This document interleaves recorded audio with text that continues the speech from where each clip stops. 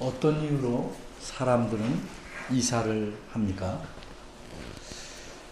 다른 곳으로 직장을 구해서 이사를 갑니다. 때로는 자녀를 원하는 학교에 넣으려는 이유로 이사를 합니다. 또 이제껏 살던 곳에 희망이 없거나 더 이상 살 수 없는 이유로 이사를 합니다. 돈을 벌 만한 곳으로 이사를 하기도 합니다. 자연이 좋아서 전원 생활을 하겠다고 시골이나 산골로 이사를 하기도 합니다. 그리스도인들도 대부분 비슷한 이유로 이사합니다.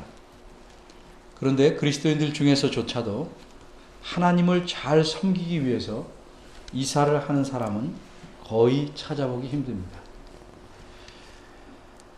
그런데 여기에 아주 독특한 이유로 이사하는 사람이 있습니다. 이 사람은 많은 가족을 이끌고 이사합니다. 이삿짐 차를 불러서 포장 이사를 하는 것이 아닙니다. 하나에서 10까지 식구들이 모두 손수 짐을 꾸립니다. 그리고 떠납니다. 그런데 이사를 가야 하는 정확한 장소도 모른 채 이사를 갑니다. 이른바 갈 바를 알지 못하고 가는 이사입니다.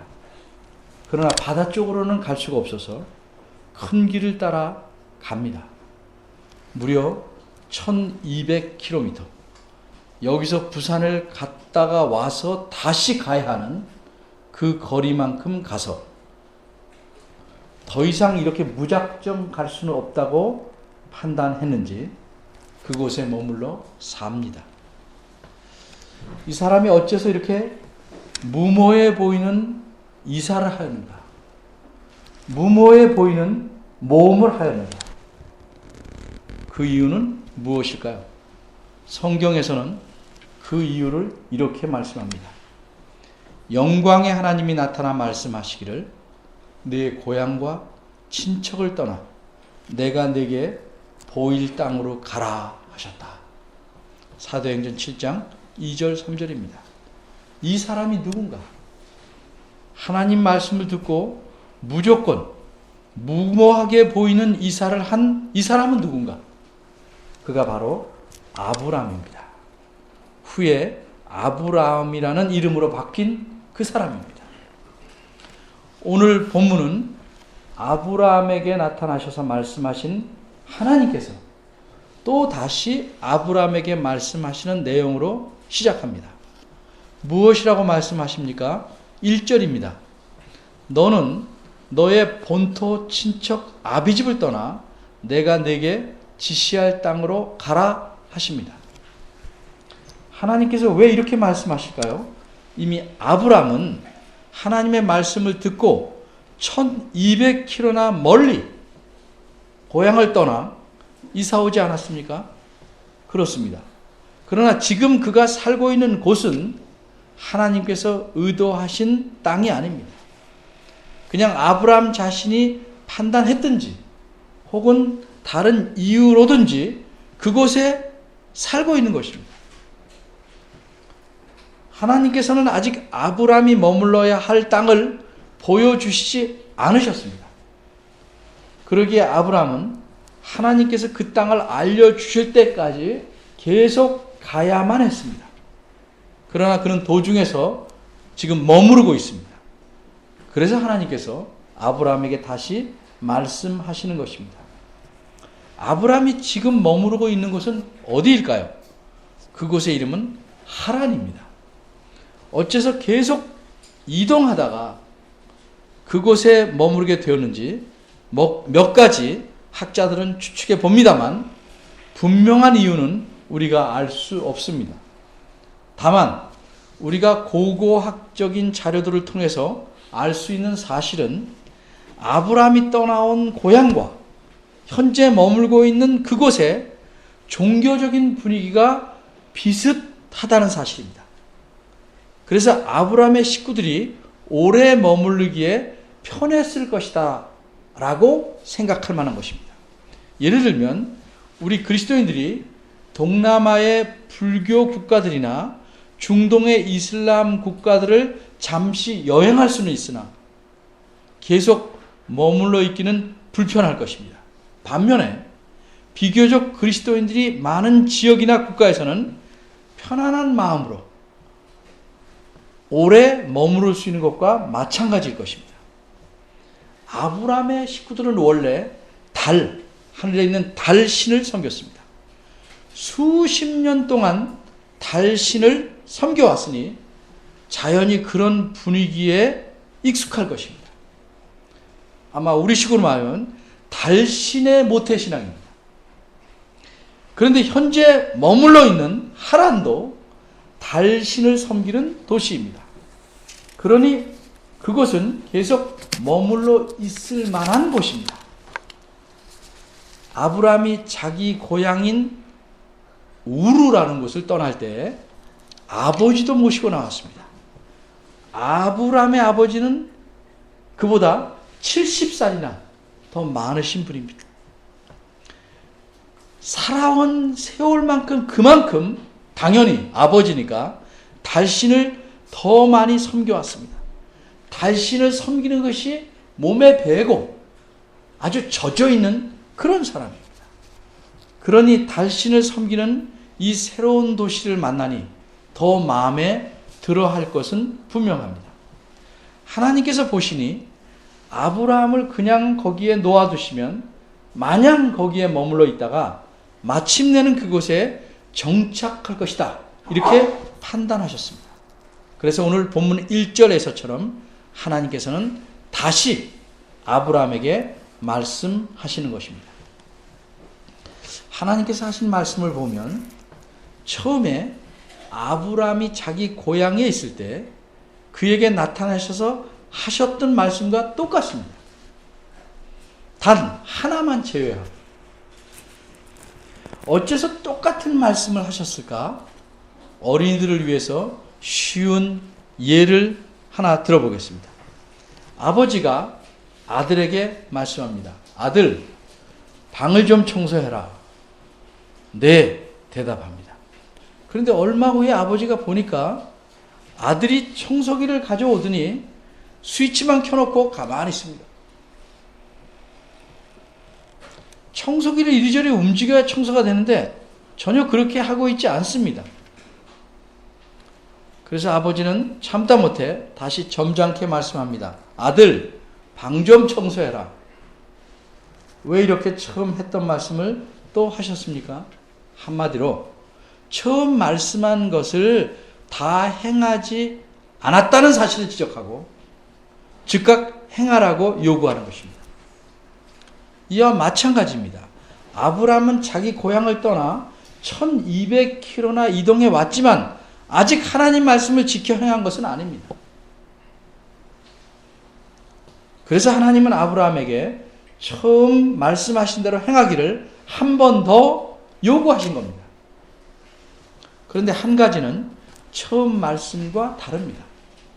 왜 이 다른 것이 들어갔을까? 상황이 달라졌기 때문입니다. 그래서 처음에 하나님께서 말씀하신 대로 아브라함이 행하려면, 그렇게 하려면 이 한 가지를 덧붙여 말씀해야 그렇게 할 수 있는 것입니다. 그것이 무엇입니까? 아비집이라는 말입니다. 아비집. 하나님 말씀은 한마디로 내가 네게 지시할 땅으로 가라는 겁니다.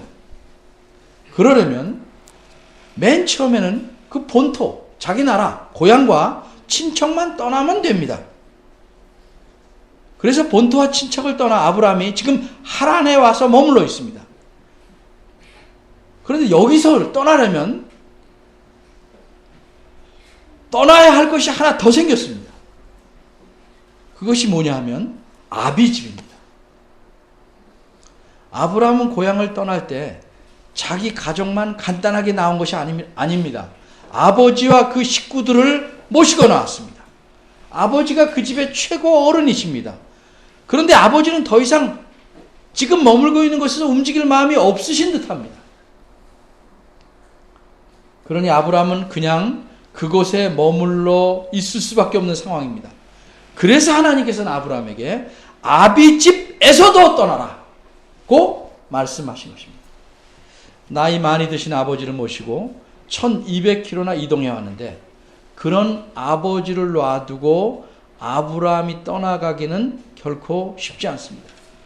물론 요새 같으면 걸어서 1200km면 하루에 40km씩 간다면 약 한 달이면 가겠지만 옛날에는 길도 오늘 같지 않고 식구들도 있고 짐도 있고 여러 가지가 많기 때문에 그 반도 채가지 못한다고 합니다.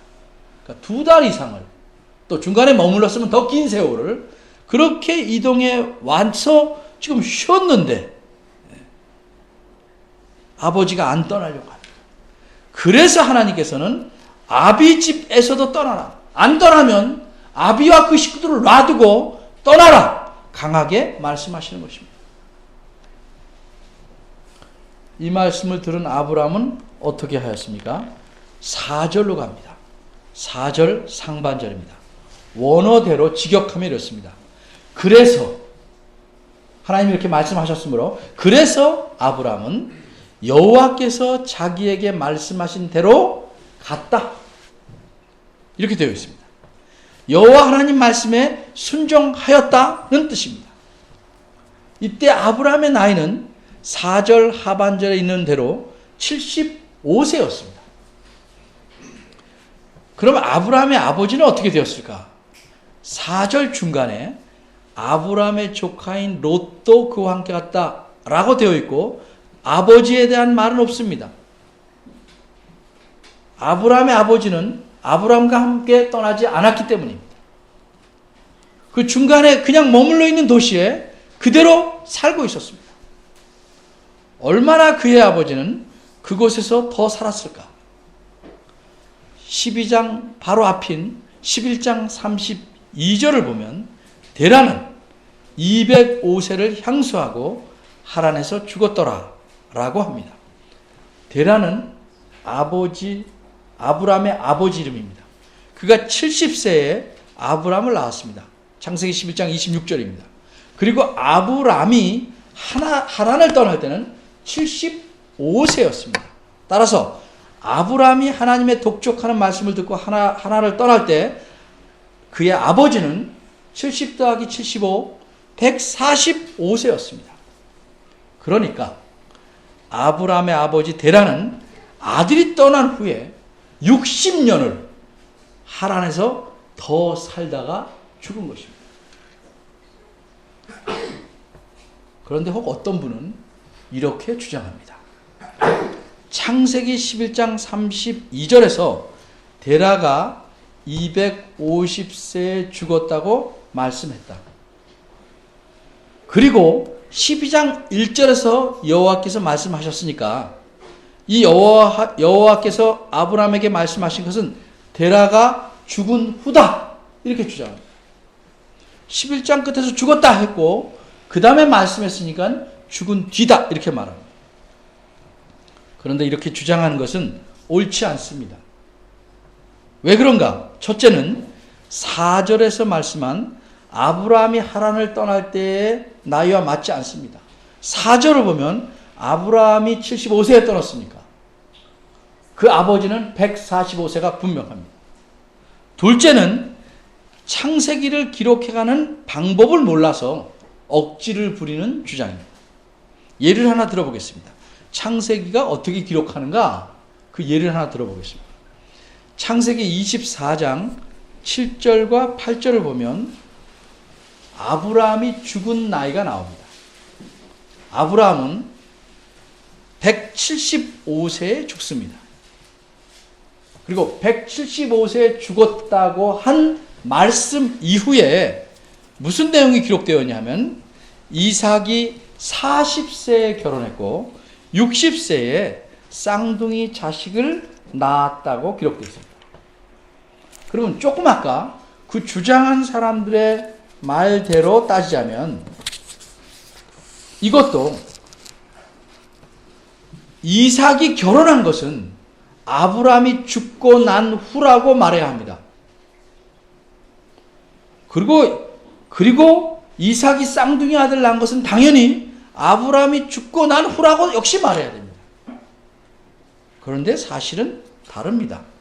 이삭은 여러분이 아시다시피 아브라함이 100세 때 낳은 아들입니다. 그런데 이삭이 결혼할 때는 40세 결혼했으니까 아브라함 몇 세입니까? 140세입니다. 아브라함이 죽기 35년 전 일입니다. 그리고 이삭이 60세에 에서와 야곱이라는 쌍둥이를 낳았는데 이때 아브라함은 몇 세일까요? 160세입니다. 그러니까 그가 죽기 15년 전입니다. 바꿔 말하자면 아브라함은 이삭을 결혼시켰고 쌍둥이 손자들이 15살이 될 때까지 살아 있었습니다.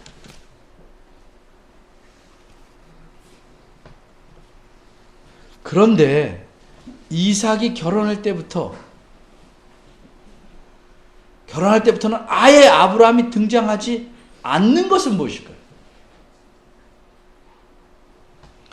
그건 이 창세기를 기록하는 그 기록의 초점이 이삭에게로 옮겨왔기 때문입니다. 이렇게 초점이 옮겨지기 전에 그 전에 초점이 되었던 사람은 죽었다고 말함으로써 마무리하는 방식으로 창세기는 기록되는 것입니다. 이것이 창세기의 기록 방법입니다. 여전히 살아있지만 초점의 대상이 안 되기 때문에 죽은 것으로 마무리하고 그 다음 대상에게 대해서 기록하기 시작합니다. 마찬가지로 아브라함의 아버지 데라의 시대는 끝났기 때문에 그가 아직 살아있지만 아브라함이 떠날 때 살아있었지만 205세에 죽었다고 11장 끝에서 말해서 끝내버리고 새롭게 초점의 대상이 되는 아브라함 이야기가 12장 첫 구절부터 등장하게 된 것입니다. 원래 무식하면 좀 빡빡 우깁니다. 그러니까 이런 것들을 모르는 분들이 이렇게 성경을 가지고 자기 눈에 의문이 드는 대로 억지를 부리는 것입니다. 이렇게 초점이 바뀌면 더 이상 기록하지 않기 때문에 아브라함의 아버지가 살아 있을지라도 더 이상 그에 대해서는 말하지 않는 것입니다. 자, 하나님께서는 아브라함에게 12장 1절을 보면 한마디로 가라! 라고 명령하셨습니다. 그래서 4절을 보니까 아브라함은 갔습니다. 가라! 그래서 갔습니다. 이로써 아브라함은 하나님의 명령에 따라 온전히 다 순종한 것입니다. 이제 행동을 해야 할 분은 아브라함이 아니라 하나님이십니다. 왜냐하면 하나님께서 아브라함에게 가라고 명령하시면서 내가 가면 내가 이러이러하겠다고 말씀하셨기 때문입니다. 그게 갔어요. 그러면 하나님이 이러이러하시겠다고 말씀한 것을 하셔야 될 문제가 남아있는 것입니다. 우리말 성경에서는 아쉽게 생략되었지만 본문 2절은 그러면으로 시작합니다. 다시 말해서 내가 가기만 하면 내가 이러이러하게 하겠다 이렇게 말했습니다. 그래서 갔습니다. 그럼 하나님은 무엇을 하시겠다고 약속하셨는가? 5가지를 말씀하셨어요. 5가지. 우리말에서는 아쉽게 내가라는 말이 2번은 없어지고 3번밖에 나타나지 않았습니다만 원어에서는 5번 모두 자신이 반드시 하겠다는 의미로 강조해서 내가 하겠다, 내가 이러이러하겠다를 5번씩이나 말씀합니다. 이렇게 말씀합니다. 2절과 3절입니다. 그러면 내가 너로 큰 민족을 이루겠다. 내가 네게 복을 주겠다. 내가 내 이름을 크게 할 것이다. 또 좀 나가서 내가 복을 내릴 것이다. 내가 저주할 것이다. 이게 5가지를 말씀합니다. 이 5가지 약속은 아브라함이 살아있을 동안에 하나님께서 모두 다 이루실 내용이 아닙니다. 물론 아브라함도 이 약속하신 것의 혜택을 누리겠지만 이 약속들이 온전히 이루어질 때까지는 수많은 세월이 걸려야 할 것입니다. 따라서 하나님께서는 이 약속들을 아브라함 때는 물론이고 죽은 후에도 어떻게 이루어 가시며 그 약속들이 다 이루어지면 어떤 모양으로 나타날 것인지를 계속 기록해 가는 것이 성경입니다. 따라서 성경은 사람에게 초점을 맞추는 것이 아니고 자신의 약속을 지켜나가시는 하나님과 그분의 하시는 일들에게 초점을 맞추고 있는 것입니다.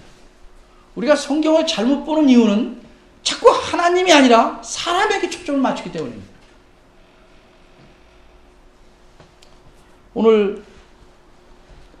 오늘은 우선 이 5가지 약속들 중에서 첫 번 것만 말씀드리려고 합니다. 특별히 3절은 또 지난번에 제가 설교했기 때문에 오늘 첫 번 것만 말씀드리려고 합니다. 첫 번 약속이 우리말 성경에서 내가 너로 큰 민족을 이루겠다입니다. 그러나 여기서 민족이라는 말은 하나님의 의도를 잘 드러내지 못한 말입니다. 민족이란 말은 사전에 따르면 같은 지역에서 오랫동안 공동생활을 해서 언어와 풍습 따위의 문화 내용을 함께하는 인간 집단 이렇게 되어 있습니다. 바꿔 말하면 우리는 한민족이다 한결이다 하는 것처럼 결혼 무슨 이런 혈연을 통해서 맺어진 사람들. 그러나 하나님께서는 여기서 민족이라고 말씀하시지 않았습니다. 번역을 좀 아쉽게 한 겁니다. 여기서 쓰신 말은 나라입니다. 나라. 민족이 아니라 나라를 말씀하셨습니다. 하나님께서 아브라함에게 하신 말씀을 그대로 옮기면 내가 너를 큰 나라로 만들겠다. 이런 말씀입니다. 나라는 무엇인가? 나라는 한 지도자 아래서 다스림을 받는 사람들의 집단입니다. 바꿔 말하면 언어와 풍습이 달라도 인종이나 피부색이 다를지라도 같은 지도자의 다스림을 받으면 나라가 형성되는 겁니다. 그런 나라가 세워지려면 무엇이 필요합니까? 우선 백성이 있어야 합니다. 그리고 그들이 살고 움직여야 될 땅, 영토가 있어야 합니다. 그리고 그 백성을 다스릴 지도자, 옛날식으로 말하는 왕이 있어야 합니다. 그러면 아브라함을 나라로 만들겠다 말씀하신 하나님의 의도는 무엇일까요? 아브라함을 아주 오래오래 살게 하셔서 그가 자녀들을 수없이 많이 낳도록 하시겠다는 뜻일까? 얼마나 살아야 나라를 이룰 만큼 자녀를 많이 낳을까? 한 사람이 자녀들을 아주 많이 낳는다고 해도 그렇게 하면 가문은 이룰 수 있겠으나 나라를 이루려면 턱도 없습니다. 그러니 이 약속을 할 때는 그렇게 의도하신 것이 아니고 오랜 세월 후에 그렇게 하실 것임을 미리 말씀한 거예요. 그 후에 어떻게 되었습니까? 아브라함은 이 약속을 받은 후에 딱 더도 말고 100년 더 살았습니다. 75세에 이 말씀을 듣고 175세에 죽었습니다. 아브라함이 그 후에 난 자녀들은 이삭과 이스마엘 외에 몇 명이 더 있습니다. 아브라함이 사라가 죽고 나서 후처를 얻어서 6명의 자녀를 더 얻었습니다. 그래서 자녀는 모두 8명이 있을 뿐입니다. 그럼 아브라함은 이렇게 8명의 자녀만 남기고 죽었는데 하나님은 그에게 말씀하신 약속을 지키셨을까? 그렇습니다. 안 지키면 하나님이 아니시죠.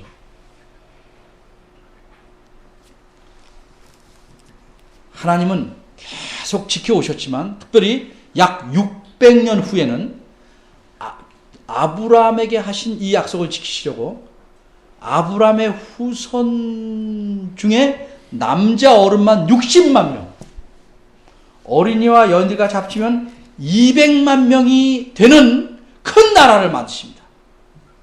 그 나라가 이스라엘의 나라입니다. 그 나라를 만드시기 위해서 애굽에서 그들을 건져내십니다. 끌어내십니다. 그리고 이들에게 아주 비옥한 가나안 땅을 주셨습니다. 이들에게는 모세라는 지도자 외에 다윗과 솔로몬 같은 귀한 왕들을 주셨습니다. 그래서 그들이 이 땅에서 하나님께서 만드신 나라의 백성으로 살면서 하나님의 복을 누리게 하셨습니다. 그런데 불행하게도 이스라엘이라는 이 나라는 둘로 나뉘고 마침내는 멸망하고 말았습니다.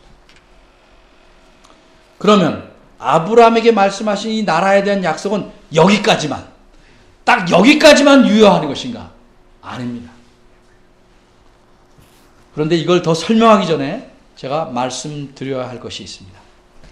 예를 들어서 어떤 건축가가 내가 이곳에 책임지고 명예를 걸고 멋진 집을 짓겠다라고 말했습니다.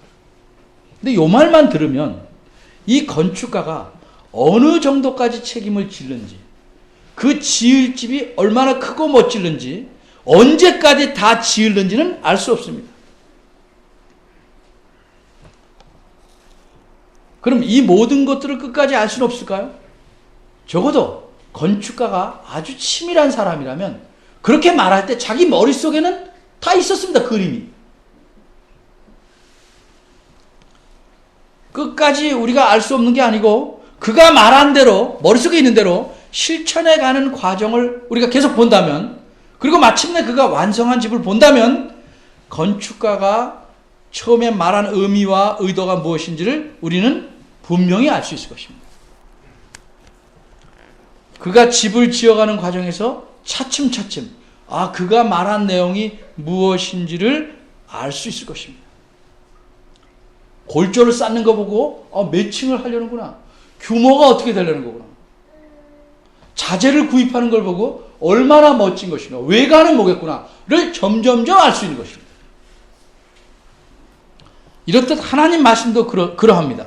내가 너로 큰 나라를 만들겠다는 말씀 자체에서는 요거 외에는 모르지만 어떻게 성취되어 가는지 그 과정을 보면 그 말씀을 하실 때 하나님께서 의도하시고 계획하신 것이 무엇인지 점점점 더 크고 확실하게 드러납니다.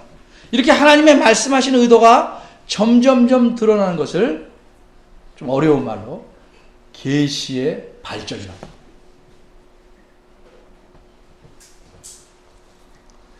이러한 계시의 발전하는 과정을 따라가 보면 하나님께서 아브라함에게 하신 이 큰 나라 약속은 이스라엘과 유대 나라가 망한 것으로 끝난 것이 아닙니다. 이 약속은 세상의 모든 나라를 깨뜨려 버리고 하나님을 믿는 성도들로만 이루어질 큰 나라에 관한 약속입니다. 이 나라에 대한 주제를 공부하려면 매일 한 학기 이상 해야 되는데 그거 지금 다 하면 큰일 나죠. 굵게만 하는 거예요. 굵게. 그래서 하나님께서는 궁금하잖아요. 성경을 쭉 따라오는 사람이. 다니엘에게 그렇게 하나님이 계획하신 큰 나라가 마지막으로 어떤 것인지, 어떻게 될 것인지를 알려주십니다. 다니엘 2장 44절, 여러분 성경으로 아마 1235쪽입니다. 제가 표준 세번역 개정판으로 읽어봅니다.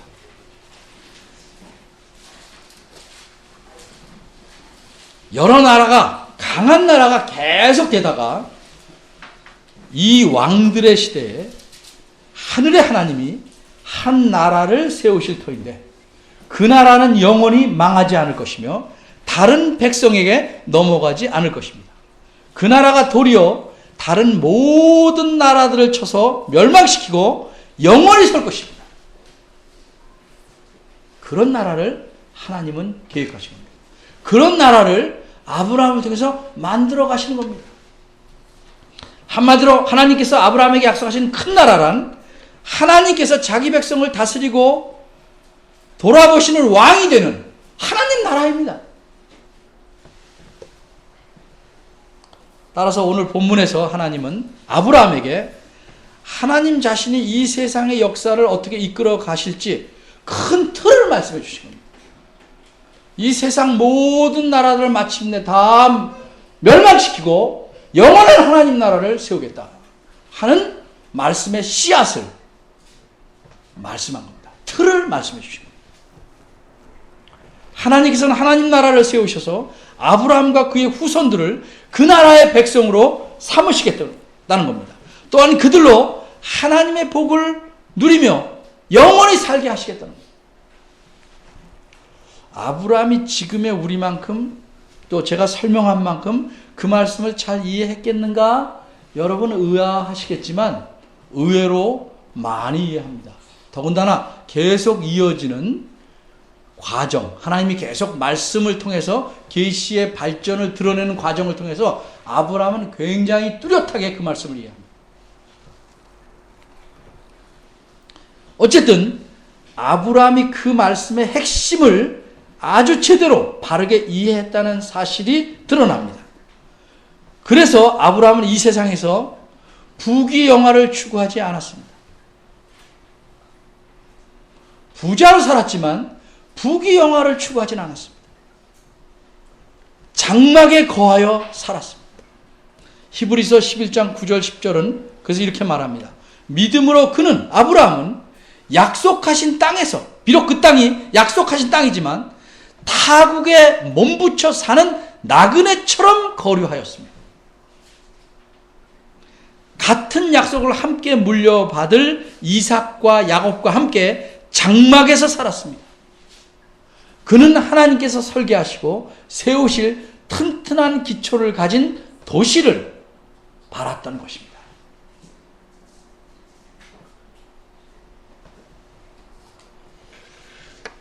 우리가 그리스도인답게 살아가는 것을 아기의 자라남에 비유한다면, 성장에 비유한다면 먼저 일어설 줄 알아야죠.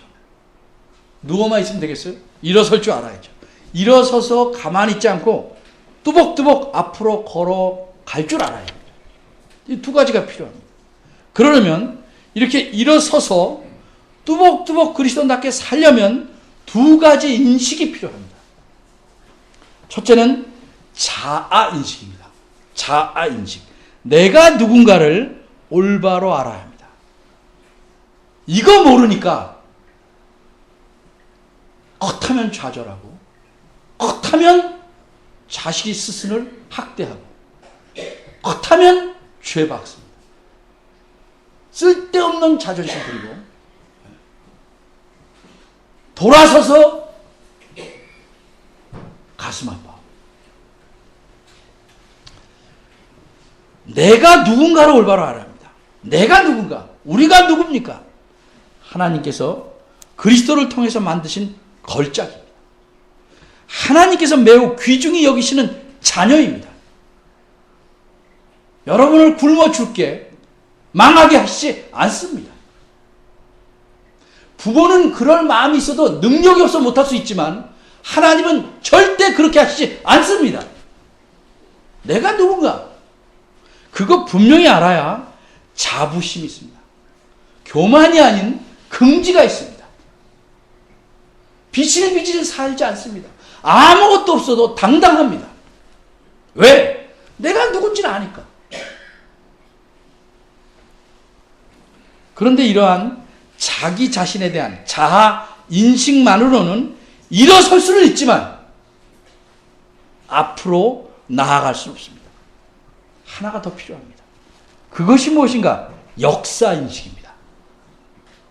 바꿔 말하자면 이 세상 역사는 어디로 가고 있는가? 그 목적지는 어딘가?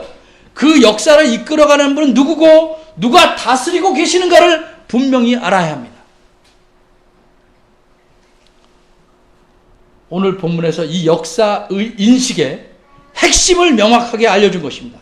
이 세상 역사는 얼핏 보면 저절로 굴러가는 듯이 보일지라도 실제로는 누가? 하나님께서 다스리고 주관하시는 것입니다. 이 세상의 권력자들이 역사로 움직이는 것 같지만 실상은 그게 아니고 하나님께서 움직이는 것입니다. 그리고 이 세상의 모든 나라들은 결국 멸망하고 오직 하나님 나라만이 영원히 설 것입니다. 이 하나님 나라에 속한 자들만이 망하지 않을 것입니다. 이 나라에 속한 자들만이 하나님의 복을 누릴 것입니다. 이 하나님 나라는 예수님께서 이 땅에 오심으로 본격적으로 시작되었습니다. 그리고 예수님을 그리스도로 믿고 자기 주님으로 모시는 사람들은 모두 이 나라의 백성이 됩니다. 우리가 이 나라의 백성이 되었습니다. 따라서 우리는 이 세상에 취해서 살거나 이 세상에 질질 끌려다니며 살아서는 안 됩니다. 이 세상의 모든 정신과 풍조를 이기며 넘어서서 살아야 합니다. 이 땅에 살지만 우리는 하나님 나라의 백성이기에 하나님 나라의 정신에 따라 살아야 합니다. 그것이 어떻게 사는 것일까? 예수님께서는 이 땅에서 하나님 나라 백성으로 살아가는 방법을 제자들에게 이렇게 알려주셨습니다. 우리도 너무 잘 아는 말씀. 문제는 그렇게 안 산다는 거죠. 뭐라고 말씀하셨습니까? 하나님 나라와 그분의 의를 먼저 구하라. 그리하면 먹고 사는 이 모든 것을 너희에게 더하시리라. 여러분, 아브라함이 하나님 말씀에 따라 수십 년을 대대로 살아왔던 본토 친척 아비집을 떠난 것이 아주 무모하고 미련하고 터무니없는 모험처럼 보입니까? 세상 사람들의 눈에는 그렇게 보였을 것입니다.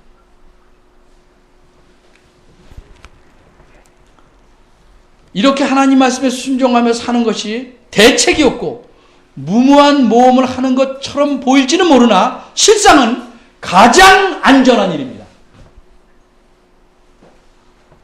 오히려 이 세상에서 잘 살아보겠다고 타협하고 세상에 알랑대며 사는 것이 당분간은 좋을지 모르지만 자신의 인생을 망치게 되는 위험하고 무모한 일입니다. 사람들은 그렇게 살면 원만하다, 여유가 있다, 융통성이 있다, 멋지다 라고 할지는 모르지만 매우 위험하고 무모한 일입니다. 왜 그렇습니까? 이 세상의 권력자들이 역사를 만드는 것이 아니고 역사를 만드는 주인은 하나님이시기 때문입니다. 그러기에 이런 역사 인식이 분명했던 구약의 어떤 성도는 이렇게 말했습니다. 사람을 두려워하면 올무에 걸리게 되거니와 여호와를 의지하는 자는 안전하리라. 이 세상의 통치자에게 은혜를 구하는 자가 많으나 사람의 일의 작정은 여호와께로 말미암느니라. 기도하겠습니다.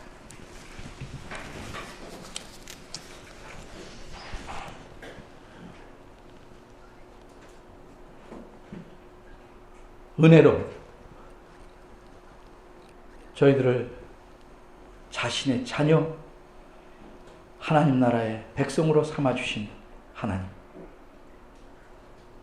감사합니다. 이런 사실을 잊지 않게 하시고 내 살아있음이 누구를 위한 것이며 내 생명이 무엇을 위한 것임을 잊어버리지 않게 도와주옵소서. 우리가 어디를 향해서 살아가야 하며 무엇을 행하며 살아야 하는지를 생생하게 기억하도록 도와주옵소서. 옛날 주님께서 부르시기 이전의 삶의 상태로 그 삶의 방식으로 살지 않게 하시고 새 사람답게 하나님 나라에 속한 백성답게 당당하게 겸손하게 하나님 뜻에 맞게 고난을 각오하더라도 살아가는 저희들 되도록 붙잡아 주옵소서. 예수님의 이름으로 기도합니다. 아멘.